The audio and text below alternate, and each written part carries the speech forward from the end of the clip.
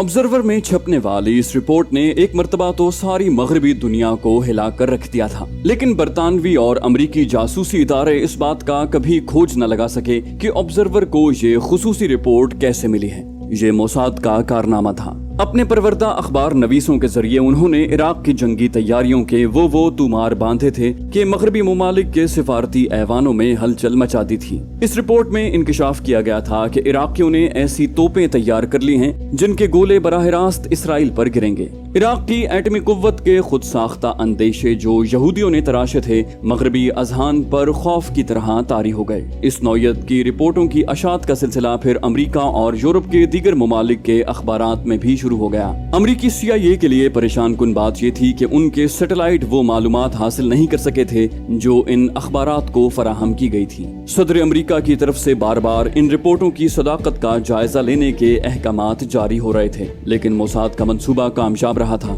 उन्होंने बड़ी चालाकी से इराक का हवा खड़ा करके पूरी मगरबी दुनिया को ये सोचने पर मजबूर कर दिया था कि मुस्तकबिल में अगर इराक को लगाम न दी गई तो ये खतरा किसी रोज उनकी सलामती के लिए भी चैलेंज बन जाएगा। इस अखबारी मुहिम के जरिए सदर सद्दाम हुसैन को हिटलर सानी बनाकर पेश किया गया। उसके अजीब अजीब से नफ्सियाती तज्जिये करने के बाद ये साबित कर दिया गया कि सदर सद्दाम हुसैन के दिमाग में सारी दुनिया पर हुकूमत करने का भूत सवार है और इसका आगाज वो अरब के सहराओं से करेगा। इंकशाफ किया गया कि एक एक करके इराक अपने हमसाया अरब ममालिक को हड़प कर जाएगा और इसका आगाज कुवैत से होगा। इत्तेफाक से उन दिनों कुवैत और इराक के दरमियान रमला ऑयल फील्ड का झगड़ा चल रहा था और इराक ने बजाय कुवैत का कर्ज लौटाने के उल्टा उसे $2.5 बिलियन जुर्माना अदा करने का भी हुक्म दे दिया था, इस इल्जाम के साथ कि वो इराक के हिस्से का तेल चोरी करके फरोख्त करता रहा है। सद्दाम का जारहाना लहजा इसराइल के हक में नेमत साबित हो रहा था। उसने इराक की तोपों का रुख बड़ी कामयाबी से अपने ही मुसलमान भाइयों की तरफ मोड़ दिया था। ब्रिगेडियर शमीर के गुमाश्ते सारी दुनिया में मुतहर्रिक हो गए थे। इराक के नजदीकी दोस्त भारत का सिफारत खाना मोसाद के एजेंटों का मरकज बन गया था। भारतीय सिफारत खाने में मौजूद रॉ के एजेंट मोसाद के जरखरीद गुलामों की तरह एक एक इत्तला इसराइल पहुंचा रहे थे। यहूदियों ने बड़ी कामयाब चाल चली थी। उन्होंने अपनी दानिस्त में इराक को सफाई हस्ती से ही मिटा देने का फैसला कर लिया था, लेकिन इराक ही क्यों, वो तो इससे भी आगे सोच रहे थे। यहूदियों ने मुसलमानों को आपस में टकरा देने का फैसला कर लिया था। मोसाद के माहिर बड़ी होशियारी से एक एक मोहरा आगे बढ़ा रहे थे। शतरंज की हर चाल उनके हक में जा रही थी। इराक और कुवैत का तनाजा बड़ी खतरनाक सूरत इख्तियार कर गया था। इसराइली एजेंटों ने सारी दुनिया के मीडिया को अपनी गिरफ्त में ले रखा था और इराक के जारहाना इक़दाम से बहुत पहले ही उन्होंने आलमी राय आमा को उसका दुश्मन बना दिया था।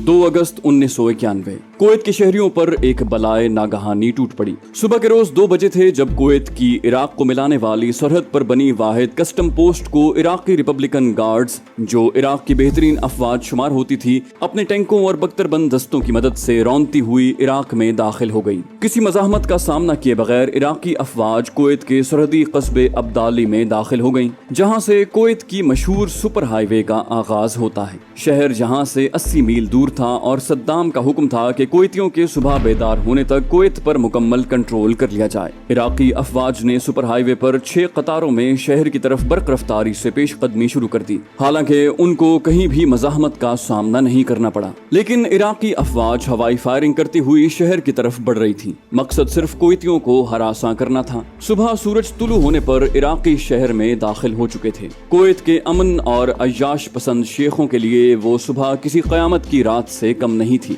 जब उन्होंने अपने पुरतायुश महलों और मकानात की खिड़कियों से बाहर झांका तो जमीन पर इराक की अफवाज काबिज थीं और फजा में इराकी तैयारे और हेलीकॉप्टर दंदनाते फिर रहे थे। कुवैत के शहरियों के लिए ये लर्जा देने वाले और जानलेवा मंजर थे। कई शहरी तो इसकी ताब ही न ला सके और दहशत से ही हार्ट फेल होने से मर गए। कुवैत के पास मज़ाहमत करने के लिए था ही क्या। किसी मुहाफिज ने जज्बाती होकर इक्का दुक्का गोली चला भी दी तो इराकी मैकेनाइज्ड डिवीजन का क्या बिगाड़ लेती। अमीर कुवैत की खुशकिस्मती थी कि ऐन इन لمحات میں جب عراقی افواج کے پھینکے ہوئے راکٹ شاہی پیلس سے کچھ فاصلے پر پھٹ رہے تھے اور کسی بھی لمحے وہ کسی ایسے ہی پھٹے ہوئے راکٹ کا نشانہ بننے والے تھے، امریکیوں نے حق نمک ادا کر دیا۔ امیر کویت کو حالانکہ 24 گھنٹے پہلے ہی امریکی سیٹلائٹ کی طرف سے پینٹاگون کو فراہم کردہ تصاویر کی مدد سے تیار کردہ رپورٹ کی بنیاد پر کویت پر عراقی افواج کی ممکنہ جارحیت کی اطلاع پہنچا دی گئی تھی، لیکن ان کے وہم و گمان میں بھی شاید یہ بات نہیں آ سکی تھی کہ ایک برادر مسلمان ملک جس کی انہوں نے عراق ایران جنگ کے دوران بے تحاشا مدد کی تھی، اپنے دوسرے مسلمان اور عرب ممالک کے اخلاقی دباؤ کو نظر انداز کرتے ہوئے مروجہ انسانی اور اخلاقی حدود کو روند کر ان پر چڑھ دوڑے گا۔ امیر کویت کا دل امریکیوں کی اس وارننگ کو نہیں مان رہا تھا، البتہ حفظ ما تقدم کے لیے ان کے محافظوں نے امیر کے اچانک فرار کی تیاری ضرور مکمل رکھی تھی۔ جیسے ہی 2 اگست کا آغاز ہونے پر عراقی افواج نے کویت کی طرف بڑھنا شروع کیا، امریکی سیٹلائٹ نے پینٹاگون اور CIA کو ریڈ الرٹ دے دیا۔ اس کے ساتھ ہی امیر کویت کے سرہانے رکھے ایک خصوصی ٹیلی فون کی گھنٹی بجی اور ایک ہمدرد آواز نے اپنی شناخت کروانے کے بعد انہیں اسی لمحے اور اسی حالت میں کویت سے نکل جانے کی ہدایت کی۔ فون ابھی امیر کویت نے کریڈل پر رکھا ہی تھا جب اس کے حساس کانوں نے دور سے آتی بمباری کی آوازیں سنی۔ اس کے ساتھ ہی ان کے 2 خصوصی محافظ تمام آداب بالائے طاق رکھ کر امیر کویت کی خوابگاہ میں گھس آئے۔ ان میں سے ایک نے کہا، ہیلی کاپٹر تیار ہے یا امیر؟ امیر کویت نے کہا، چلو۔ ان حالات میں بھی ان کا حوصلہ اور عزم برقرار تھا۔ صدام کی افواج پیلس سے بمشکل 7-8 منٹ کی دوری پر تھیں جب امیر کویت کا ہیلی کاپٹر فضا میں بلند ہوا۔ مستعد پائلٹ نے حالات کی نزاکت کا مکمل ادراک رکھا تھا۔ وہ ہیلی کاپٹر اس انداز سے انتہائی برق رفتاری کے ساتھ اڑا کر سعودی عرب کی سرحد کی طرف لے گیا کہ اس کے تعاقب میں لپکنے والے گولے اور میزائل بھی اس کا کچھ نہ بگاڑ سکے۔ سعودی سرحد کی طرف محو پرواز امیر کویت صبر اور تسلیم و رضا کا پیکر بنا اپنے اس اقدام پر ضرور مطمئن تھا، کیونکہ اس نے 3-4 روز پہلے محل کی خواتین اور بچوں کو سعودی عرب پہنچا کر خود کو آنے والے طوفان کی تباہ کاریوں سے قدرے محفوظ کر لیا تھا۔ عراقی ریپبلکن گارڈز کے مستعد دستے جب محل میں داخل ہوئے تو امیر کویت کا خالی بستر ان کا منہ چڑھا رہا تھا۔ معمولی مزاحمت ہوئی جس میں ایک شہزادہ مارا گیا اور عراقیوں نے محل پر قبضہ کر لیا۔ اگلے ہی لمحے عراقی ٹینک کویت کے سینٹرل بینک کو اپنے گھیرے میں لے رہے تھے، جہاں کویت کا زیادہ تر پیسہ اور سونے کی اینٹیں رکھی جاتی تھیں۔ عراقیوں نے سارا سونا اور نقدی لوٹ لی۔ اس کے ساتھ ہی انہوں نے بڑی بڑی عمارات پر بغیر کسی وجہ کے گولہ باری شروع کر دی اور چند منٹوں میں ہی انہیں ملبے کے ڈھیر میں تبدیل کر دیا۔ کویت کی انفارمیشن منسٹری میں واقع ریڈیو اور ٹیلی ویژن کی عمارات ان ٹینکوں کی وحشیانہ گولہ باری کا اگلا نشانہ بنی، جہاں سے ایک ہی پیغام تکرار کے ساتھ نشر ہو رہا تھا، ہماری مدد کرو، ہماری مدد کرو۔ چند منٹ کے اندر اندر اس آواز کا دم گھٹ گیا۔ عراقیوں نے دوپہر ڈھلنے تک کویت پر کنٹرول حاصل کر لیا تھا۔ صدام حسین نے امریکی انٹیلیجنس کو کبھی نہ بھولنے والا سرپرائز دے دیا تھا، کیونکہ ڈیگو گارشیا میں مقیم بحری بیڑا اس پوزیشن میں تھا کہ وہ اس جارحیت کا مقابلہ کر پاتا اور امریکی ریپڈ فورسز کو عمان سے اٹھا کر یہاں پہنچا دیتا۔ لیکن جون کے آخر میں اچانک ہی CIA کو یہ امید ہو چلی تھی کہ صدر صدام حسین نے اپنا ارادہ تبدیل کر لیا ہے اور اب وہ شاید کویت پر فوج کشی نہ کرے۔ اس اطلاع کو بنیاد بنا کر ڈیگو گارشیا میں مقیم MPS-5 کارگو جہازوں میں سے ایک کو کچھ تکنیکی خرابیاں دور کرنے کے لیے نارفاک بھیج دیا گیا۔ جولائی میں دوسرے جہاز کو بھی ایک ایسے ہی مشن پر روانہ کر دیا گیا اور جب صدام نے کویت پر شبخون مارا تو امریکیوں کے لیے راوی چین ہی چین لکھ رہا تھا، کیونکہ انہوں نے اس درمیان اپنا آخری جہاز بھی جنوبی افریقہ کے پانیوں میں پہنچا دیا تھا، جسے وہاں سے بحر ہند پہنچنے کے لیے کئی مہینے لگ جاتے۔ صدر بش اس وقت 7000 میل کی مسافت اور مغرب میں وقت کے 8 زونز کے فاصلے پر وائٹ ہاؤس کے فیملی کوارٹرز میں موجود تھا۔ صبح 8 بجے کا عمل تھا جب اچانک صدر کے مخصوص فون کی گھنٹی بجی۔ نیشنل سیکیورٹی ایڈوائزر برینٹ سکوکرافٹ لائن پر تھا۔ سکوکرافٹ نے لگی لپٹی رکھے بغیر صدر کو سب کچھ بتا دیا۔ ممکن ہے وہ صدر کے سامنے جا کر یہ بات اتنی جلدی نہ کہہ پاتا۔ ایک لمحے کے لیے امریکی صدر کا بلڈ پریشر اب نارمل ضرور ہوا تھا، لیکن چند سیکنڈ میں ہی اس نے اس ہیجانی کیفیت پر جس سے وہ اس حادثے کی خبر سنتے ہی دوچار ہوا تھا قابو پا لیا۔ سکوکرافٹ نے بتایا، جناب والا، امیر کویت کو بر وقت مطلع کر دیا گیا تھا اور وہ بحفاظت سعودی عرب پہنچ گئے ہیں۔ سیکیورٹی ایڈوائزر کو اندازہ تھا کہ صدر کس ہیجانی کیفیت سے دوچار ہے۔ اس نے اپنی دانست میں یہ اطلاع دے کر صدر کو قدرے نارمل کرنا چاہا تھا۔ امریکی صدر نے کہا، تھینک گاڈ۔ मैं जल्दी पहुंचता हूं, हंगामी मीटिंग का बंदोबस्त करो। ये कहकर सदर ने कोई इस्तफसार के बगैर फोन बंद कर दिया। सदर के लिए परेशान कुन बात ये थी कि CIA को 3 रोज पहले तक इस बात का यकीन क्यों ना आ सका कि सदर सद्दाम कुवैत को हड़प कर जाएगा। क्या वाकई सद्दाम ने अमरीकियों को कभी ना भूलने वाला सरप्राइज दिया था। 1 घंटे के बाद सदर बुश नेशनल सिक्योरिटी काउंसिल की खुसूसी मीटिंग में मौजूद था। उसके बाद रात गए तक मुशावरत का ये सिलसिला जारी रहा। इस दरमियान सदर मुसलसल एक हैजानी कैफियत में मुब्तला था। रात के आखिरी पहर बिलाखिर वो चंद अहम फैसले करने के बाद अपनी ख्वाबगाह में सोने के लिए चला गया। अगले रोज अलसुब स्कोक्राफ्ट अपने ऑफिस में सदर अमरीका के 2 इंतजामी अहकामात टाइप करवा रहा था, जिनके मुताबिक अमरीका में इराक और कुवैत के असासे मुंजमद कर लिए गए थे। सुबह 6 बजे सदर बुश अपने ओवल ऑफिस में स्कोक्राफ्ट के साथ इन ऑर्डर्स पर दस्तखत करने के बाद फौरी जन्म लेने वाले मसाइल के हवाले से बातचीत कर रहा था। उस वक्त ज़ेर बहस और अहम सवाल ये थे कि अपने हलीफों को किस तरह इस बात की तरगीब दी जाए कि वो भी इराक और कुवैत के असासे मुंजमद कर दें। इसराइल को मुमकिना मदाखलत या जारहियत से कैसे रोका जाए, और सबसे अहम बात कि रूस को अपना मुकम्मल हम ख्याल कैसे बनाया जाए। उस इलाके में अमरीकी असर और रसूख को जो शदीद धचका लगा था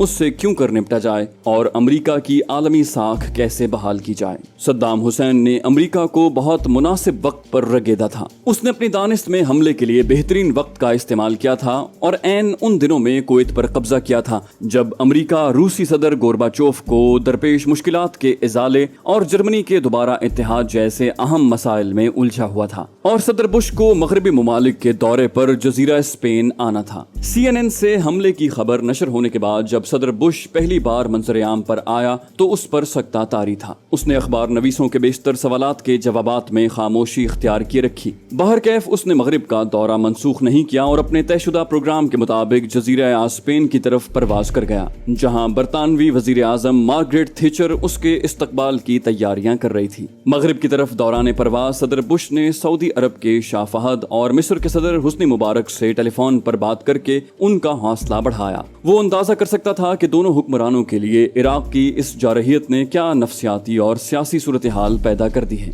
जज़ायर स्पेन में मार्गरेट थैचर और सदर बुश के दरमियान 2 घंटे तक अलहदगी में खुफिया मुज़ाकरात जारी रहे। मार्गरेट थैचर बहुत मजबूत औरत थी। उसने अमरीकी सदर से बिलाखिर 2 टोक लहजे में कहा, मिस्टर प्रेसिडेंट, मैं आपके रद्द-ए-अमल से मुतमईन नहीं। सद्दाम को लगाम देनी होगी। उसे ये एहसास दिलाना जरूरी है कि उसने सारी दुनिया को ललकारा है और अब वो जवाबी कार्रवाई से बच नहीं सकता। हमें फौरन उस तरफ फौजें रवाना करनी होंगी। आप फ्रांस की फिक्र न करें। आयरन लेडी ने अमरीकी सदर को, जिसे अब तक 2 मरतबा सुकून आवर अद्वियात दी जा चुकी थी, इत्मीनान दिला दिया। बिलाशुबा सदर बुश का ये दौरा बहुत कामयाब था। मार्गरेट थैचर ने उसका हौसला बढ़ा दिया था। वाशिंगटन वापस पहुंचने पर सदर बुश ने नेशनल सिक्योरिटी काउंसिल का हंगामी इजलास तलब किया। उसने अपने मुशीरों से पहला सवाल ही ये किया था कि इस खत्ते में अमरीका के किन मफादात को खतरा दरपेश है। सदर को तफसील के साथ मुकम्मल सूरत हाल से आगाह कर दिया गया। मीटिंग के खात्मे तक वो बहरहाल एक नतीजे पर पहुंच चुका था। सदर बुश ने इराक पर फौज कुशी करके सद्दाम हुसैन के खतरे को हमेशा के लिए खत्म करने का लॉन्ग टर्म मंसूबा बना लिया था, लेकिन अभी तक उसने इशारतन ही ये बात की थी। सदर को अभी एक और अहम मीटिंग के नताइज का ऐलान था। उसी रोज दोपहर के बाद पेंटागन के अंदरूनी खुफिया कमरे में अमरीका में मुतयन सऊदी सफीर शहजादा बंदर बिन सुल्तान, अमरीकी वजीर दिफा डिक चेनी और chairman joint chief of staff committee general Colin पावल इस अहम मसले पर तबादला ख्यालात के लिए जमा थे। सऊदी शहजादे ने कहा, आप सदर मोहतरम को मेरी हुकूमत के ये जज्बात पहुंचा दीजिए कि अमरीका सद्दाम को निकालने के बाद जो सजा देता है हमें उस पर शक है। सदर को बता दीजिए कि हमने सदर जिमी कार्टर की उस कार्रवाई को अभी भुलाया नहीं जब एक ऐसे ही खलफिशार के मौके पर सदर जिमी कार्टर ने मुमलिकत सऊदिया के तहफ्फुज के लिए सिर्फ 1 दर्जन गैर मुसल्ला F-15 तैयारे भेजे थे। इस मर्तबा कोई बेवकूफ ही ऐसी इमदाद कबूल करेगा। शाह फहद को ऐसी इमदाद की जरूरत नहीं जो ऊंट के मुंह में जीरे से ज्यादा अहमियत न रखती हो। हमें इस अमर की यकीन दहानी दरकार है कि क्या वाकई अमरीका सद्दाम को लगाम देना चाहता है। कॉलिन पावल और डिक चेनी शहजादे के जारहाना मूड से अंदाजा लगा रहे थे कि अमरीका की जान सस्ती छूटती नजर नहीं आती। उन्होंने शहजादे को मुतमईन करने के लिए पेंटागन में इराक के मुतवक्का हमले से सऊदी अरब को महफूज रखने के लिए डिजाइन किए गए नक्शे दिखाने शुरू कर दिए। ये नक्शे एक बंडल की सूरत में गुज़श्ता कई सालों से बंधे रखे थे और आज एक मुद्दत के बाद उन्हें खोलने की जरूरत महसूस हुई थी। इस प्लान के मुताबिक बवक्त जरूरत 3 डिवीजन फौज, 1 एयर विंग और 1 कैरियर टास्क फोर्स खलीज में रवाना की जानी थी। डिक चेनी ने शहजादे शहजादे से कहा, गो सदर अभी तक मुतज़ब्ज़ब है, लेकिन उम्मीद है कि वो इसकी इजाज़त दे देगा और जल्द ही अमरीकी अफवाज खलीज की तरफ रवाना हो जाएंगी। शहजादा इस मंसूबे से बहुत मुतमईन था, लेकिन उसने अमरीकियों को बावर करवाना ज़रूरी समझा कि सऊदी अरब को ढीली ढाली इमदाद हरगिज़ कबूल नहीं। जाने से पहले इस वीडियो को लाइक कर दीजिए। इंशाल्लाह आपसे अगली किस्त में मुलाकात होगी। तब तक अपना और अपने इस चैनल का ख्याल रखिएगा। अल्लाह हाफिज।